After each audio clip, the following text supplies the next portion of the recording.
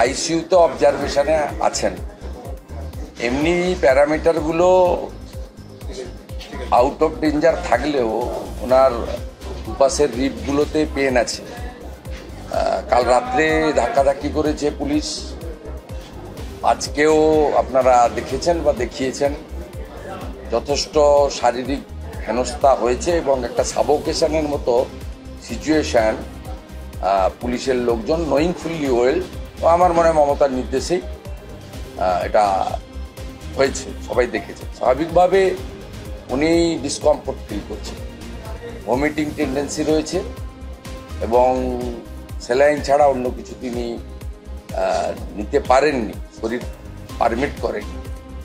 আমাদের মনে হয়েছে যে প্রপার ট্রিটমেন্ট হচ্ছে, ডাক্তারবাবুরা আইসিইউতে রেখেছে, কোনো রিস্ক নেয়নি।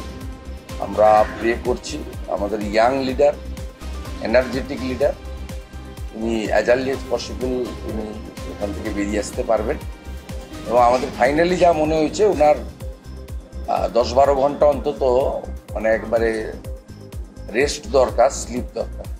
তাই আপনাদের মাধ্যমে আমি পার্টির সমস্ত কার্যকর্তা ও ওয়েলউইশারদের বলবো কালকে 12টার আগে দয়া করে হসপিটালে এসে ওনাকে ডিস্টার্ব করবেন না। উনি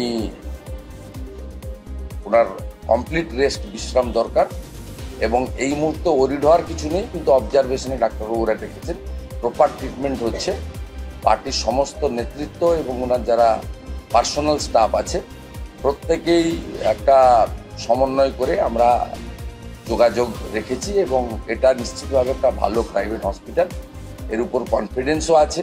তাছাড়াও আমাদের ডক্টর সেলের লোকজন তারা এই যে যা আপনার মেডিকেল ট্রিটমেন্ট ইনভেস্টিগেশন হচ্ছে সেটাকেও ক্রস চেক বা ভেরিফাই করছে। সব দিক থেকে আমরা নজর রেখেছি। আমাদের ভিডিও ভালো লাগলে লাইক এবং শেয়ার করুন, কমেন্ট সেকশনে গিয়ে জানান আপনাদের মতামত। আরও ভিডিও পেতে আমাদের চ্যানেল সাবস্ক্রাইব করুন এবং প্রতি মুহূর্তে খবরের আপডেট পেতে প্রেস করুন বেল আইকন।